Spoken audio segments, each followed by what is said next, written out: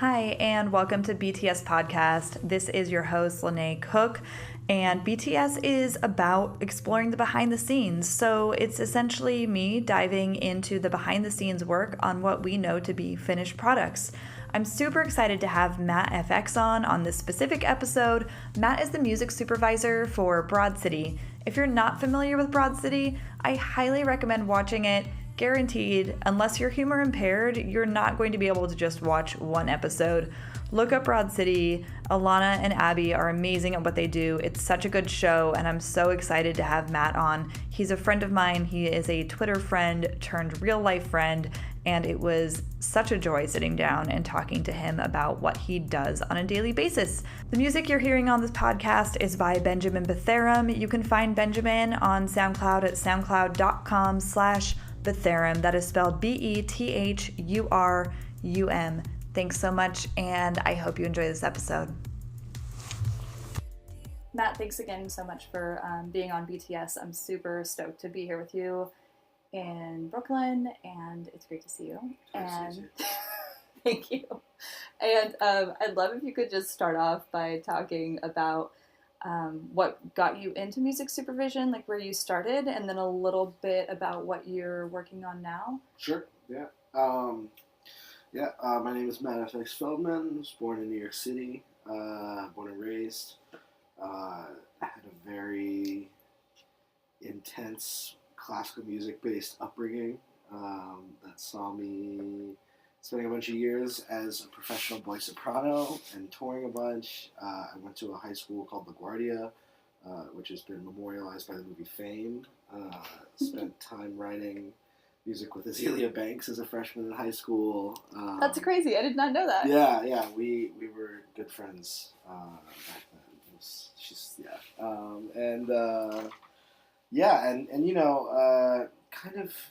Kind of spent my childhood super immersed in music constantly, whether that was against my will first with classical stuff and then eventually like music I really loved and liked and discovering all these different genres and stuff, and kind of always the dude with iPod duty at like the house party, if that makes sense. But when I was a senior in high school, I had a big crush on this girl, and at the time I had invited her and her friends over to my house and showed them Skins, the British show. And someone who was there that day, one of her friends, was someone who as a junior in high school had seen Rent on Broadway 135 times. And instantaneously became as obsessed with Skins as she was with Rent. And fast forward a couple years later, I'm now like a college dropout, and she hits me up out of the blue and is like, Matt, long time, hope you're well. Funny story, I tracked down the creator of Skins, and now I'm his intern, and I wanted to know if you wanted to come in and help with this like kind of focus group writers room thing that they do. And I, at this point, was a very recent college dropout doing absolutely nothing with my life, who was like totally obsessed with Skins and the music in the show.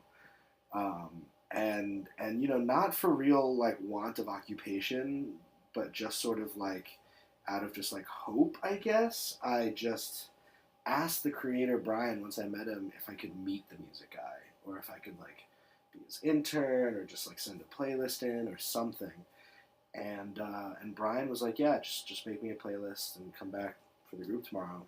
And I came back for the writers group the next day, where we're just like reading some script drafts, telling our own stories from high school and stuff. And at the end of the group, Brian calls me into his office, Brian Elsley, and he sits me down and he asks me, can I do all the genres? And I'm thinking to myself, like, not jazz or country. And B, I'm also not quite sure what you're actually asking me, but I'm just going to say yes. Totally. And he goes, great, I need you to quit your day job. We've got a few A&Rs coming over in a couple hours. Why don't you stick around and we'll work out a little over the table signal so I can know who to go tell fuck off. And it's actually super funny too, because that day, like, 3 A&Rs came by, one of whom I've never seen or heard from ever again. The other two, one has started a company called Teamwork Management that reps everyone from like Diplo to like Justice to A-Track, like just like the DJ electronic music juggernauts of the world. 20 or 30 acts, Cashmere Cat, you know, like all these different artists. And then the other guy is like practically running Capitol Records on the East Coast. And That's like, awesome. at the time, they were our age now, you know, late 20s, mid 20s. One of them had Chain Gang of 1974, and the other one had Colts. That's what they were pitching me that day, that Go Outside song. Which ironically I synced in Broad City last year, but I'll get to that. I had the free Starbucks download card for that song. Oh, sure. Absolutely. Yeah. Definitely corporate synergy. That was crazy. I mean, look, I was 18 at the time. That job was supposed to go to a VP and 3 coordinators at MTV, and they were like totally beside themselves to hear about this like kid. Like they didn't like they weren't sure if I like was a joke or not, like whether or not I really existed. Interesting, right? And like on my end, like I ordered 500 business cards that said music curator before someone stepped in and told me that my title was music supervisor. Like I knew nothing about anything. I didn't know what publishing was. I didn't know any licensing legal terms. Like all I had was just like raw creative ambition of just like believing that I could see a scene and put music behind it. And I guess that was something that, like, although I never really, like, it's funny because, like, every day, like, every other day, I get an email or a DM or a Facebook message from someone asking, like, telling me that they've always wanted to be a music supervisor and asking for advice. And I try to answer as many as I can. And, like, that wasn't me. Like, I never was like, I'm going to be a music supervisor. And, like, to an extent, I still don't think... Like, I do it, obviously, we're going to be talking about it, but, like, it still feels not like, I don't know, it's interesting, but yeah, I mean, for the past, I guess, close to 10 years, 8 years now, I've been music supervising television and a little bit of film stuff, a little advertising stuff, and I'm incredibly grateful for, like, all the opportunities that have come forward because of it. That's awesome. Yeah. That's so great. I love it. I mean, I guess we can start a little bit because the stuff that really interests me, right? Like we see that, and I think in the last few years, it's more in the forefront of people's minds. Yeah. What music supervision is, and how it contributes. And I know, like, for me growing up, I didn't actually know it was like a role. I just was like, oh, definitely, like, how interesting that, like, when I mute this movie and this song is on, that, like, it actually is way more badass than whatever song someone put this movie to. Right. Or, like, whatever that means. And I always thought, like, that's so cool. Right. And then the inner workings of it, obviously it has so much to do where your heart's at and the music you know and the music that, you know, luckily for the internet you can sift through. Definitely. And people can send you to find, because I've seen you, which I love when you do those open calls. Yeah. I mean, you never know. You know, you cast a wide net. There's definitely a lot of things you throw back out into the ocean, but like, there's always a few like, whoa, tracks when you do that. And like, I have to brace myself. Like, I'll show you what my email box is. Please do. And I'm gonna replug my laptop in because I see the cord has been. Check it out. Oh God, 118,000. The fact that you keep that ticker on, like I have like 3 emails that I just turned it off for, and I have like 1 email specifically that is only for paid work, and that's the only one that I keep the ticker on for. I don't know if you've seen this before. That's my background. So his like desktop, it looks like a vomit of JPEGs. It's thousands of screenshots. And they just automatically layer in this way where they tile. It looks beautiful. I really like it. People have offered to show it in galleries, like multiple times. I'm not surprised. Can I show this? Like, it also, you know, it looks like. Do you remember, like, in the Times back in the day, those pictures that people would be like, if you stare at it and then cross your eyes a little bit, absolutely. You'll see Garfield. Okay, wait, but back on the music supervision. Yes. Yeah, I mean, what were we talking about? We were getting to, like, the root of the podcast theme, which is really, like, what it takes on your end. And so I'm interested. And this is what I was going to say. Yes, now okay. I think there's a misconception in music supervision. And unfortunately, I think I have done my part in casting that misconception, I think. What did you do? Just by being me. I think some people dream about being a music supervisor and think of it as just like, ooh, I get to put music on shows. Right. I get to put my favorite song behind the scene, right? Mm-hmm. And like the first misconception is that like your taste is actually like, it's important, but like it's secondary to the aesthetic of the show. Right. And if a show, if a project, if a film requires something that is outside your taste, you have to suck it up and like get it done in a way where like it still works. That's like a first thing. And I think the fact that like I try to find something in every genre that I think I can appreciate or that like I think transcends its genre, and I think that for me is my own personal way of dealing with that. But the other thing is that like music supervision, it's so many different. It's choosing music, yes, for scenes, but it's also so much about the budget. It's so much about what you're given and relationships with labels and artists and reaching out and that sort of like economical spreadsheet game of making sure everything comes in totally correct. And then there's actually another aspect of it too that is kind of wild, which is like anytime there's some sort of like custom composed thing, for instance, like we can talk about something I'm working on right now. I think there's going to be a scene. I don't know when this is coming out. Okay. But there's going to be a scene in one of the shows I work on. Can you say which one? People can guess. Okay. in the next season, in which there's kind of a joke section where someone is singing something very similar to a track from a famous Disney movie, right? In sort of a cabaret right. sort of way. But due to not being able to license with Disney, I was given a set of lyrics, and these were the rewritten lyrics, and my job was to figure out, and deliver like a new chord progression that sounds like 19th century French cabaret, like bon vivant musical theater. And enough like the original song, but not exactly like the original song. Puzzles, yeah, and that's I mean, you know, there have been so many times. There was a time a couple seasons ago where we had a gag that was very similar, like a section from Miss Doubtfire in Broad City. Broad City being one of the main shows I work on, and it was interesting because with that, like we probably went through 15 or 16 versions with the producer, a friend of mine, Tony Quattro, fantastic dance music producer, but also now coming into his own right as a composer, works with me on all the projects I work on pretty much for the last 5 or 6 years.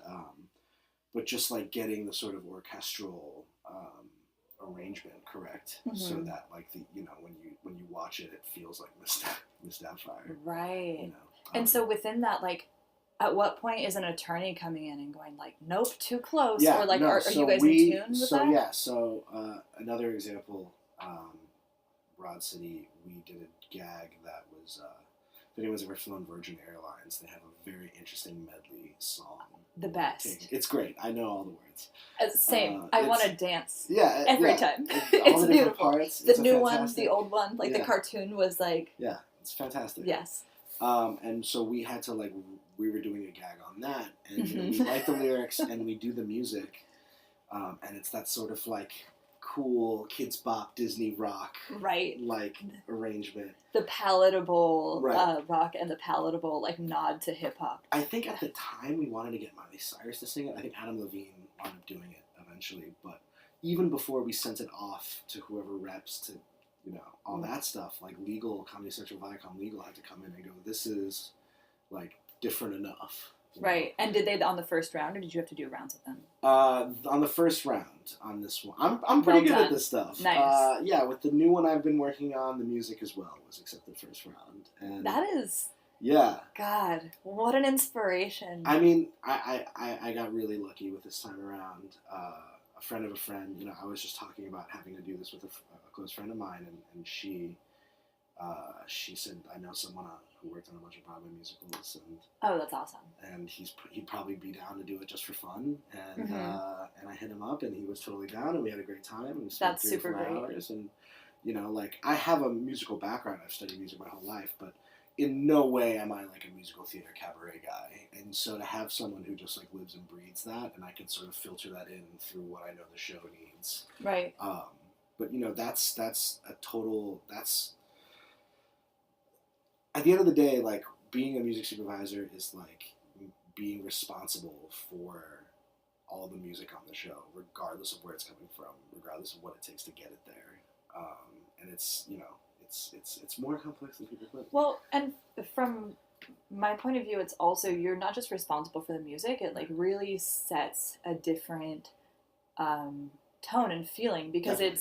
it's something, and I'm definitely, I love that you brought somebody else in where like you knew that there was like an expertise gap. All the time. Which yeah. that's awesome, because I think a lot of us feel regularly like this is our job, we have to do all of it, anything that's asked of us, like we need to fill in the gaps. Right. And even with you having like a strong musical background, recognizing, and I think that the more we become experts in anything, the more we recognize like, hey, that's not my expertise. Absolutely.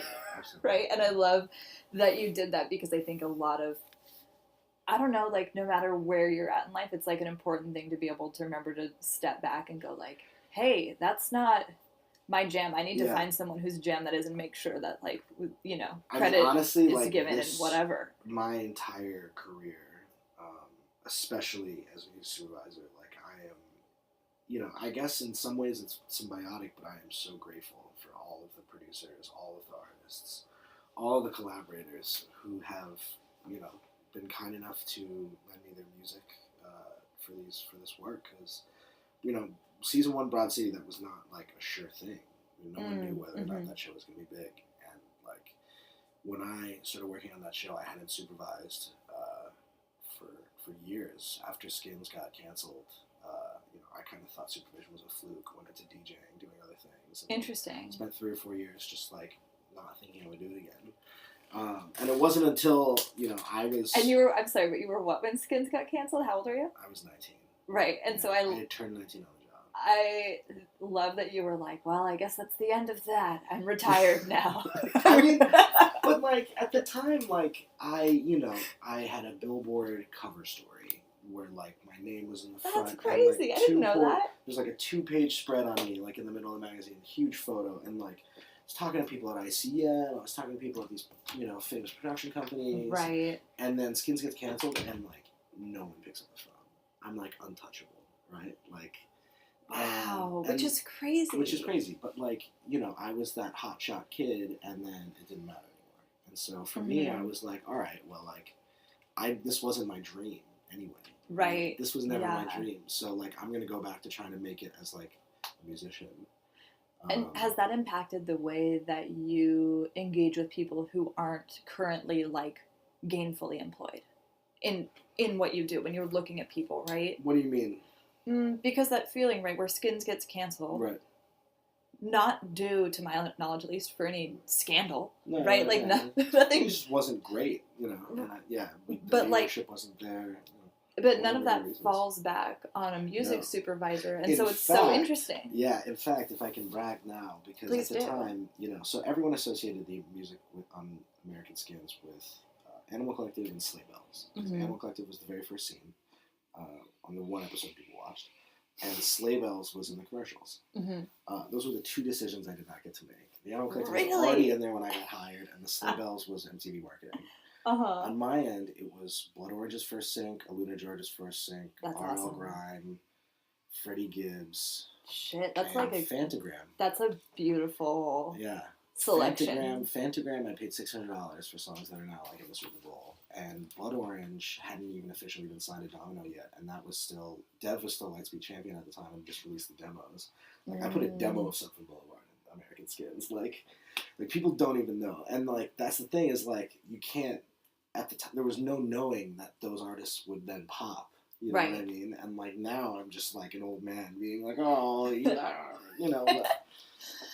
But I think you say there's no knowing, but I think that when you have an instinct for something and you have an eye for something and like a quality that A, you're able to spot that, but B, also especially in your situation or really with anybody who's like a tastemaker per se and like selecting stuff, like obviously that to some degree, you know, amplified their career, and if nothing, you know, amplified their career and like reconfirmed them where they were at the time. Definitely. And every friend of mine who is a creator goes through ebbs and flows of like, this is going to be great, to like, I should just stop this because it's not going anywhere. And I think that whether when you're putting them on like that, not only is it like financial benefit, it's more ears and eyes on their name, but it's also, if nothing else, like, okay, somebody recognizes me enough to like put their career name on it, and that's a big deal. Right. Yeah. I mean, you know,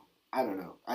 Maybe they don't think so, but I think that it's like I'm like a big person of like the little things where like anytime I can to like remind people that what they're doing is rad and I believe in it, I'll let them know, because I don't say that shit to people I don't believe in, to be honest with you. Yeah, no, I totally get that. I think, yeah. I mean, I'm the other thing is I'm not the check. Like, none of the projects I've ever worked on have had big budgets. I've never had a big budget. Like. So how do you navigate that? Like, how do you know what range, like a song, say, like, right, you get sent these songs, you have your own ears and your own eyes on things, and like your own pulse. How do you now know, just from experience, like, oh, here's this up and coming artist, I can guess, like, say it's Sad Girl, right? Like, I can guess a Sad Girl song's going to be in this range. And then how does that work? So just to give you an example, like a song like Started from the Bottom.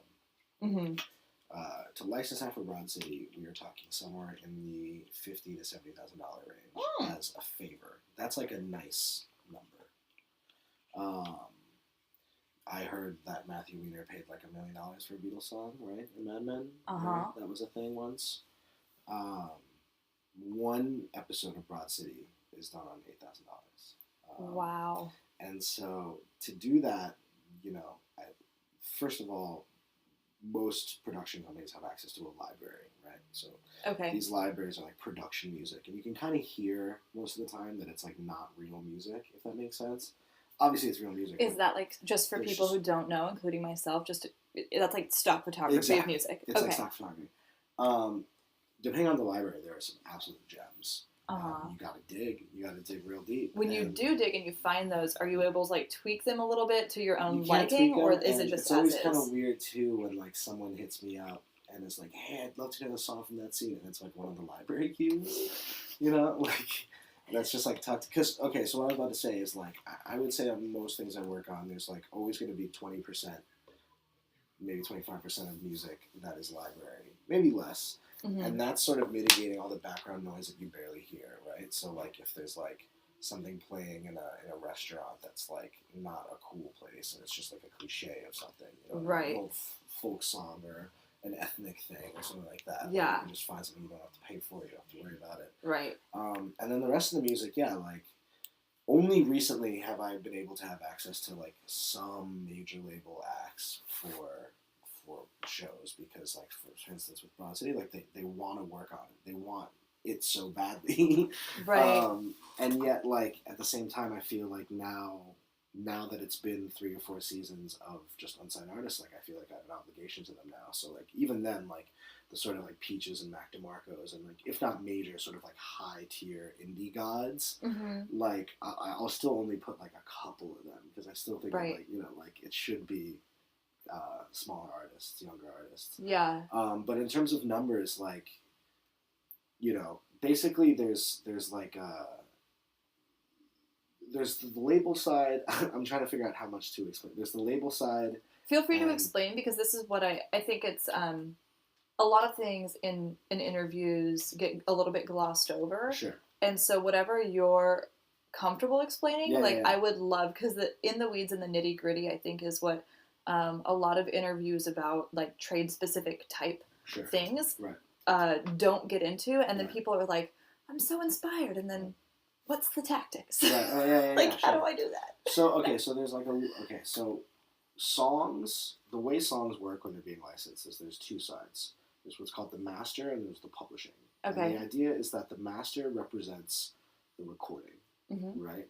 Like Ray Charles, What I'd Say. Right, the original one, I'd say the 6-minute one with the hey, the piano breakdown, like that whole thing, like that recording is the master. The publishing is a piece of sheet music that says what I'd say, Ray Charles. Right. And it represents the writing of that. And so to clear something, you have to license both. And when you're licensing a cover, you go to the original artist for the publishing and you go to the cover artist for the mastering, right? And so even when a label says, oh, this is totally fine,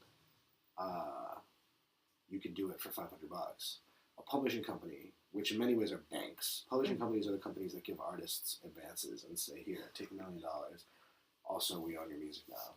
You know what I mean? Like, right. And like you're constantly paying us back. They sometimes will not see that the opportunity is big enough, and they'll say, we need $3,000, like minimum, right? And whereas the master's like, no, it's cool, like 500, whatever, 250, like whatever you got to do, totally understand it. A publishing company would be like, yeah, fuck off, like 3,000 or nothing, 5,000 or nothing, right? If you're with one of these classic publishing companies, Sony, ATV, Universal, I'll call them out, I don't care. By all means. Yeah. And so, like, sometimes I'll run into an issue where, like, an artist is unsigned, right? She's an indie artist. Maybe she signs singles to a couple different labels, right? Matt Decent's put out a single of hers, Cola Picks put out a single of hers. To license something with her is to go with all the people she's worked with. And if one of them has a publishing deal, that can fuck up the whole thing. Because that one person's, that Sony representing 20% of half of the song, the pub side, can just throw a wrench in and cause 8 weeks of delay and just a bunch of thrashing around until they finally say yes or no. And so as a music supervisor, are you managing those conversations as well? I am, yeah. Okay. And so earlier when I was saying that there's like a misconception, I think I will be totally honest and upfront and say that I don't do my own clearances. And that's something because I came into it as a kid. I came into it as a child.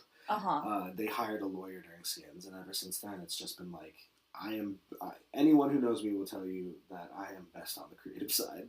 Like, let me do my that's thing. why I was in my head knowing you as a like as a friend. Right. I was like, wow, what's this other side of you that's like professional net guy on the phone, no, I can talking to lawyers. I believe that. I can totally. And this is the thing too, like you know, not to get too into cliches, but like I'm half Chinese, half Jewish, and those are both two very bargainy races when it comes to just like getting their way and sort of business and all those kinds of things. And so like, although I joke around that there are a lot of double negatives and I'm terrible at math and things like that, like I when it comes to it, I have no issues kind of opening conversations and negotiating kind of initial numbers. And then when we get to the point where like legalese and paperwork and all that stuff comes into play, I pass it off to a colleague, right? Who can then get all that work done. But most music supervisors do everything. Interesting. Most music supervisors are people, and that's another thing too. Is like I got in through a back door. Like literally, I met the creator of a show who just like kind of wanted to put the middle finger up to his network and like hire a kid and just like take a chance. Shout out to that guy. Yeah, no, Brian's the man. He's the fucking coolest dude ever, and he would totally like smile about that because I mean, if you had seen the scripts of what they had intended with the American adaptation of Skins as opposed to what MTV wound up releasing, like that was such a depressing few months where like week after week the notes would just choke a little bit more of the quality out, just a little bit more. But yeah, I am such an exception to the rule, and I think most music supervisors are people who spend, half a decade or more interning and working their way up at, music supervision companies where there's 7 or 8 people, and there's, normally run by someone who's done 30 or 40 of your favorite movies from growing up and like is an icon. I genuinely didn't even realize there were music supervisor companies. Oh, yeah. I thought it was all like in the same way that like producers like bounce around, I guess, in my mind. Sure. There are plenty of us who are guns for hire. Have gun will travel. There are also just as many who run small firms where there's someone who's a head of accounts and calls every advertising agency and every company and say, hey, how are you doing? And right. And there's someone else who, gets the coffee, and there's someone else who does the budgets, and it's like 10 people, 12 people in an office, and they're turning around video games and then commercials, Royal Caribbean, Major Lazer, but they're also doing a new Wes Anderson film, and they're doing all these different things, and like that's very real. I have no insight into that world. Interesting. I couldn't tell you the first thing. So to like switch gears a little bit, I'm Sure. also super interested always in like hiccups or like I guess kind of almost like moments of like failure that people have experienced in their career that have been like learning moments and stuff like that. Like what kind of like I don't know, like rocky times have there been in music supervision? Like what are some like mega lessons that you took out of it? I've been pretty fortunate, I think. I'm trying to remember times when I screwed up, like really screwed up. And there was like really... There was one time on Broad City where we had a scene in an episode that was like due to extraneous facts being cut after the rest of the season. So it was already like 2 months after everything else had been finished. And one of the songs, it was a song. So over Christmas, I had been emailed the song by a friend of a friend from a publishing company. And then the same time, Alana had been sent it by a friend and then hit me up with it. I was like, hey, check out the song. So we were both being like actively pitched this song. And for me, it was like, oh, this producer from bands you loved growing up is producing this new act that's got a lot of buzz. Like, you know, this seems like a perfect thing. And I'll just, Pussy Riot, being produced by Dave Satak from, you know, who's doing TV on the radio stuff. And I was like, shit, this is fantastic. It's perfect. Pussy Riot, Broad City, like this, you know, it's a perfect example. It's a perfect match. A perfect match. And we found, and it was like, God, what was the song about? It definitely had profanity, female genitalia, pussy, something.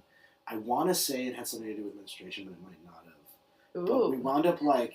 Not FCC. All I remember thinking is like, we're never going to find a scene for this. And then there was literally this montage in this episode where Abby's running around trying to find a tampon. And it was like fucking perfect. And like, we were like, holy shit, we found the scene. Everyone's happy. Abby and Lana are like, great, we found use for the song. I'm like, great.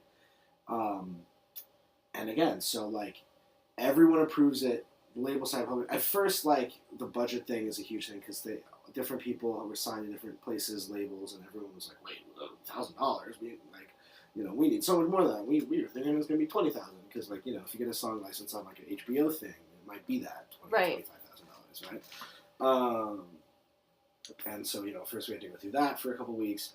And then out of nowhere, the lead singer's manager, who at the time was someone who had also been managing Lana Del Rey, apparently, he just was like, it's been so long I can't even remember the exact words, but he was like,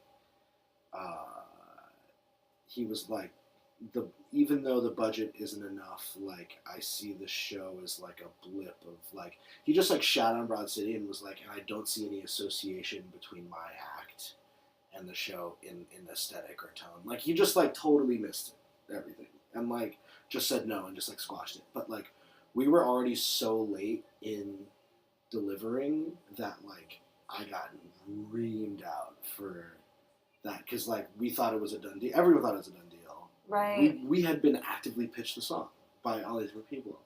Right. And just because this guy said no, we couldn't get it. I'll tell you another funny story. This one doesn't involve me, but just in terms of mistakes. Okay. So the theme song, right? Latino and Proud, by DJ Raf, was something that was found by one of Abby's friends. We'll figure out his name. I think one of the first day or two that I came in to meet with them, they were already shooting that song around with 2 or 3 others. They asked my opinion. I said that one was my favorite. So we licensed it, and I think 2 seasons in, I was in LA, and I was meeting a friend at Warner, a friend of my managers, and he was like, this guy Jeremy, really, really dope guy. He was like, do you want to hear a funny story? I was like, sure. So I had already known that this dude had grown up working with like rhyme singers and Atmosphere and stuff like those acts. Yeah. And like that was the world he came from.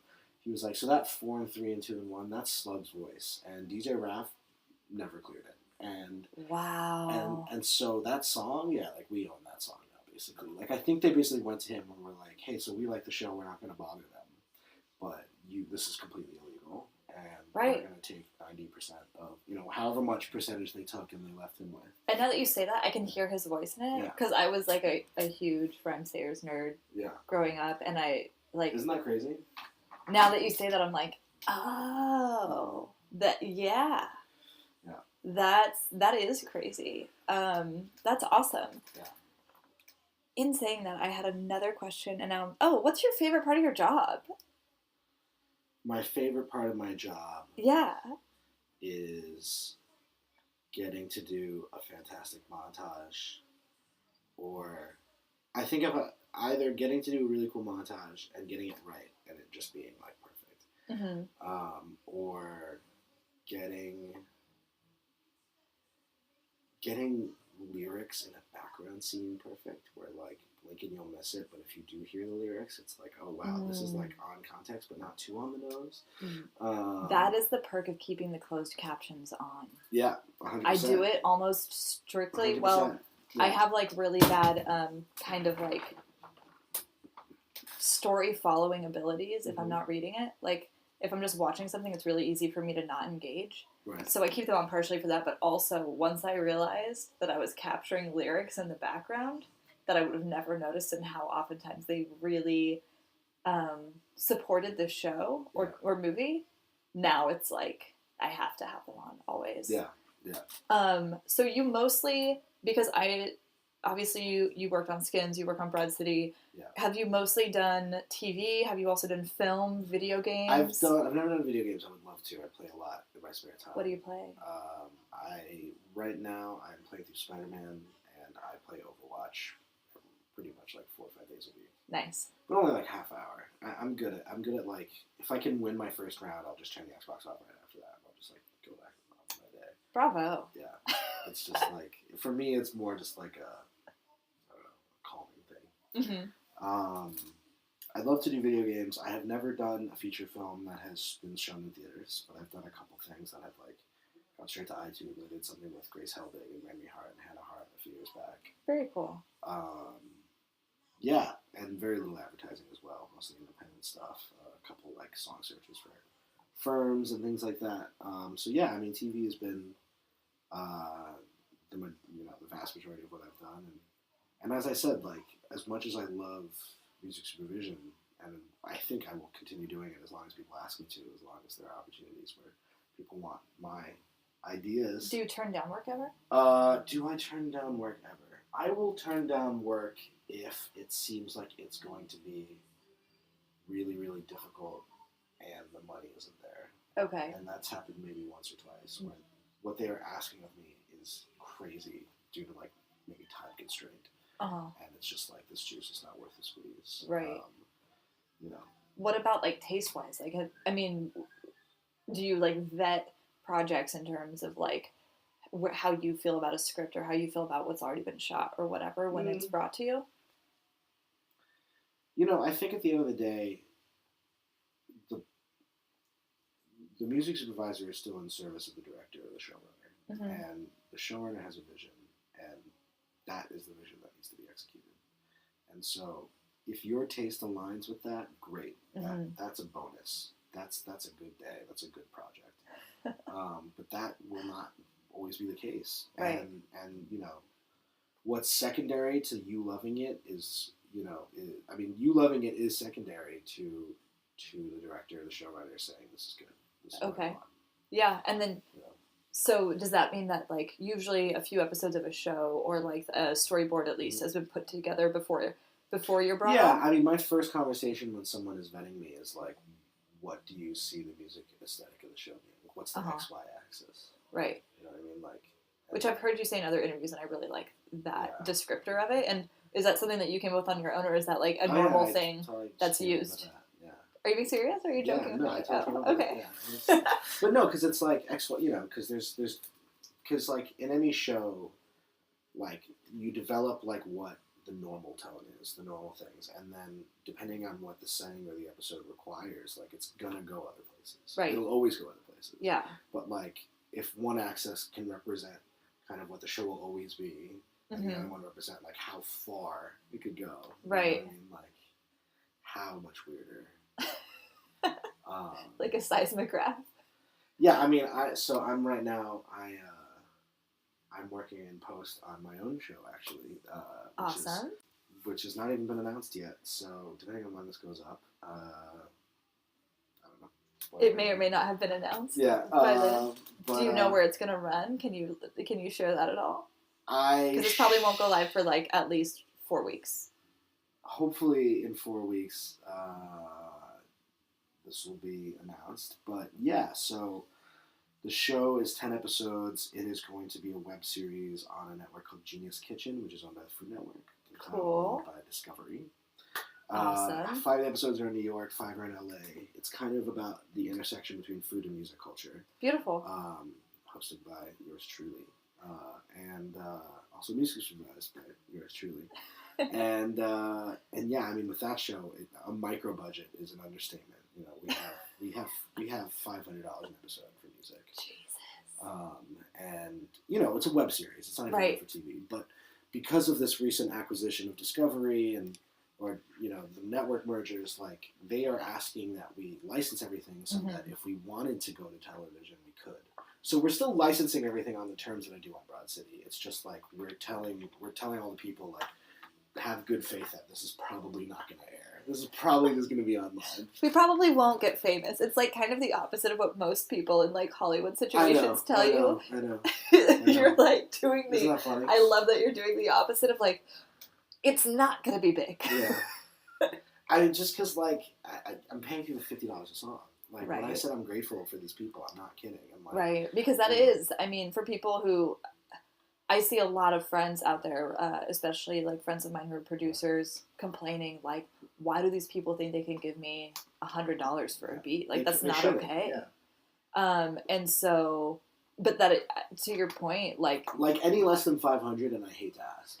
You know, right. That's kind of how I see it. Like, which I'm glad you feel that way. Even 300 like is a bummer for me. And when I worked on that iTunes film, the Grace Helbig film, it was, you know, there was like 60 cues in there for like a few $1,000. It was crazy. It was another really low budget thing, and like that was one where like I was clearing a bunch of stuff for like 200, 250. And every time I hit someone up, I was like, dude, like, I'm so sorry to ask about this, like, but like it's just an iTunes movie. It's like it's not gonna air. It's not TV.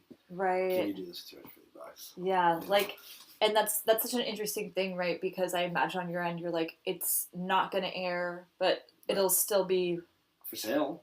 Right. Literally being sold for $10 a pop. And like, I want that's an interesting conversation. Have you ever been too shy to ask? Have you ever like been like, I really want this, but I don't want to ask? I mean, I think there's a tier that I wouldn't bother.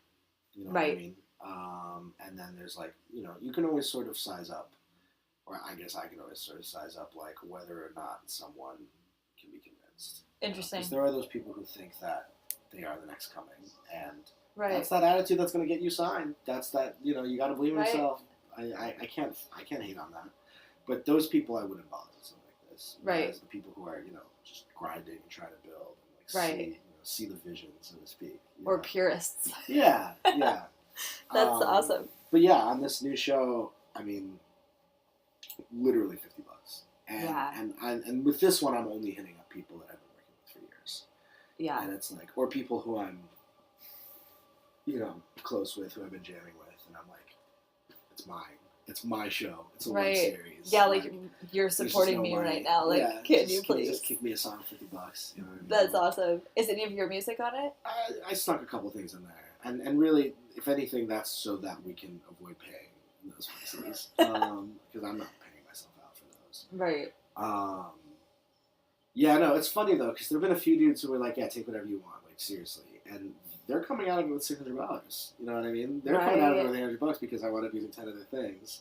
Right. And that's a good point. And it's a web series. It's like me going around eating shit. It's just music. That's so fun. You want to come to Seattle?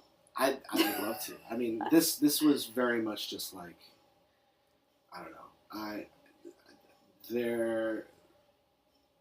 I would be very curious to see how much changes between season 1 if we get a second season.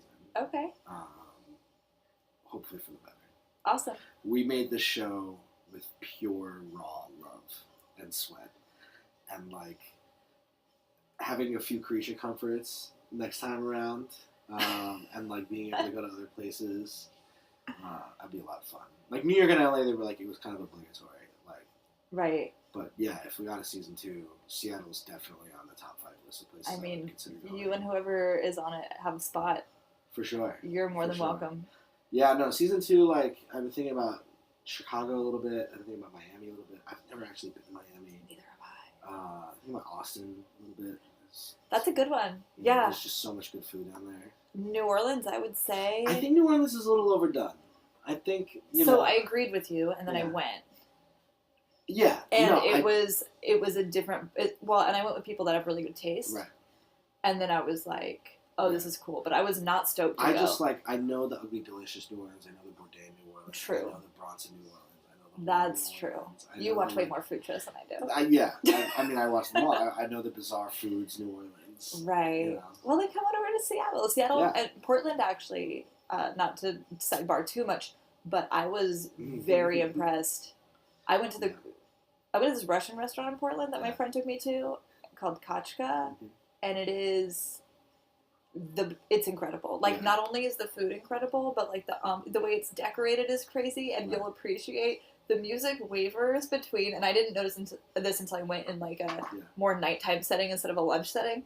The music wavers between like very traditional Russian sounding music to like Russian rap. Oh, cool. And then the bathroom is like hysterical and has a bunch of like very comical like communist joke propaganda around in it. It's incredible. Did you see this Ryuichi Sakamoto New York Times article from a few weeks ago? All right, so this is on topic actually. This is a music supervision. Okay. This is a music supervision based anecdote.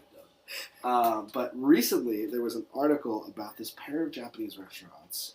It's a downstairs and an upstairs, I think, divided by vegan and omnivorous in Murray Hill that focuses on some sort of regional version of Japanese cooking that I think is a little bit different from standard Japanese cooking. And Ryuichi Sakamoto, who's a very, very, very famous musician and god among men, originally in YMO, he's a Japanese guy.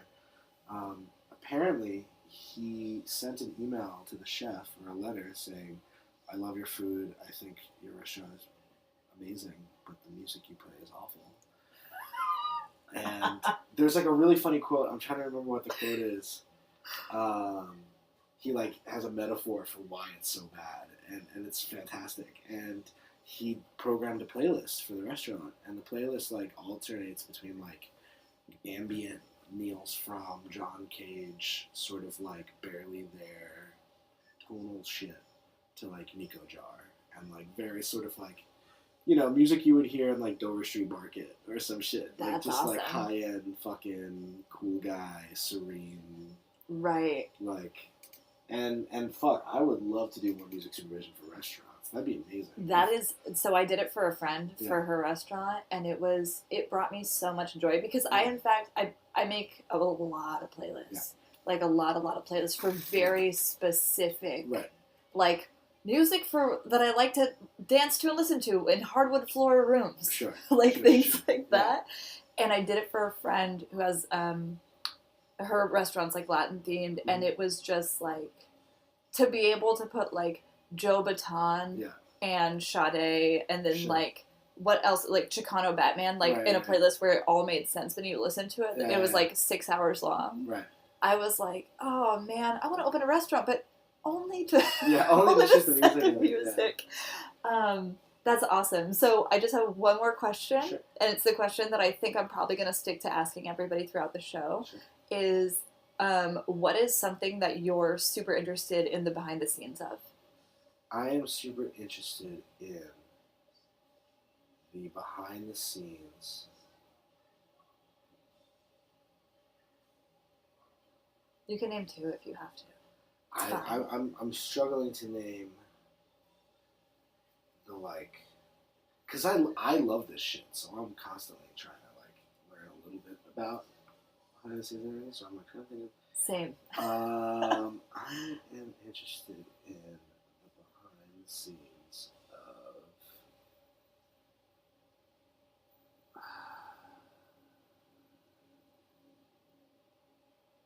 I don't know. Fuck.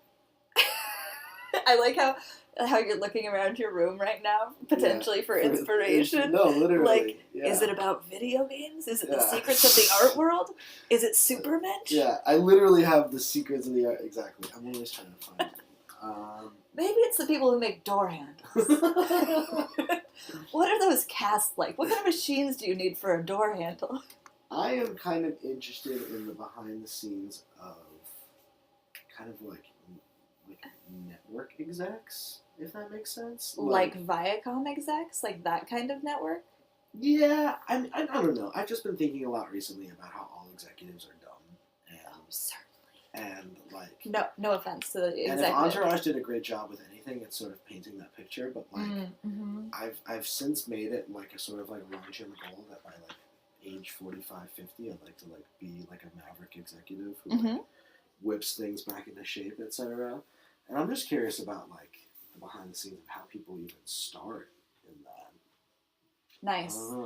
I think that's also interesting because just in my professional experience with executives, there are some people that have just stayed somewhere for so long that there's almost no other choice than to put them on top. Yeah. And I really almost narrowed it down to 3, where there's like those people. Right.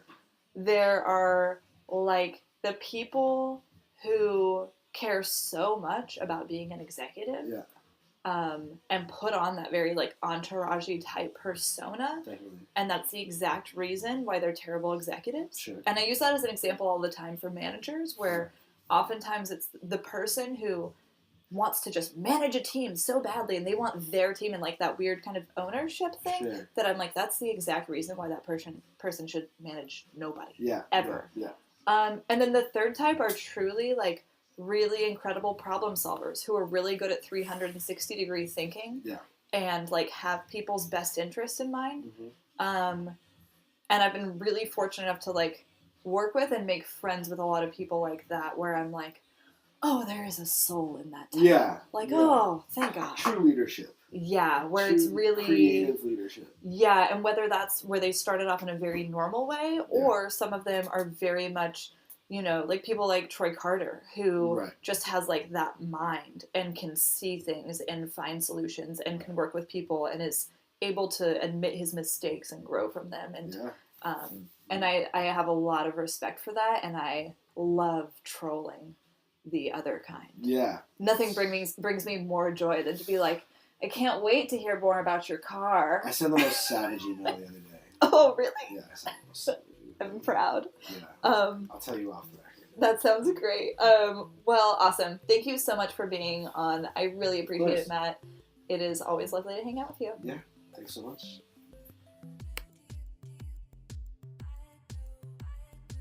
Thank you so much for listening to BTS Podcast. The same question I ask the guests when I ask what they want to hear the behind the scenes of is absolutely extended to listeners. I would love to know what you're interested in hearing about. So if you have any recommendations, feel free to shoot me a DM on Instagram or Twitter. It would be greatly appreciated. I love new ideas.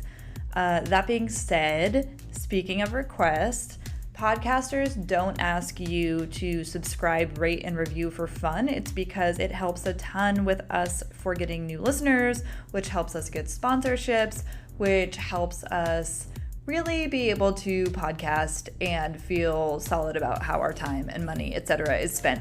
So at any rate, please subscribe, rate, review. If you like what you're hearing and think that someone in your life would also enjoy these interviews, please do share with your friends, family, whoever. If you want to just tweet it out, use hashtag BTS Podcast. I will show your tweets some love. I really appreciate it. And huge shout out to Matt for being on. If you haven't watched Broad City, like I said at the start, please watch Broad City. It's great. Other ways you can support this podcast are by subscribing to my newsletter, which is called Ask a Millennial. There's a link to it in the description of this. It is just bit.ly/askamillennial. I share marketing, creative tips, and just like a variety of things that impact millennials. So if you are a millennial, if you're marketing to millennials, or if you manage millennials and want to impress them with your knowledge and just awareness of what is going on in the digital space, that is a great jumping off point. You can also support this podcast by signing up for Hotel Tonight. Hotel Tonight is a great way to book excellent hotel stays on a sort of last minute basis. I can be a little bit of a last minute person. I have a big fear of commitment, which means that I don't like committing to a hotel or neighborhood. God forbid I get a better rate or find a free place to stay when I'm traveling. Use LCook61 on your hotel tonight booking to save.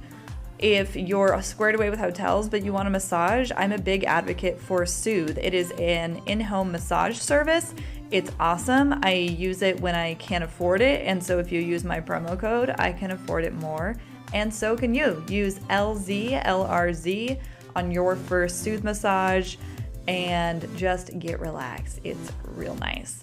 Thanks again for listening. I hope you enjoyed. The next episode is with Jessica Michelle Singleton. She is a good friend of mine. She is a stand-up comedian, which is an insane profession to do full-time. She also did a show at the Edinburgh Fringe Festival, so she does discuss just like what that was like, getting ready, applying, and then really executing. It's a really insane circuit for performers. They essentially perform their same show every day for about 3 or 4 weeks, I think. I had a really incredible time with her there, and her show was amazing. Her insights are really helpful for anyone who's just interested in what comedians actually do with their days, because that is a kind of just a wild road. So please do give it a listen. I hope you enjoyed this. I hope you enjoy future episodes. Have a great day.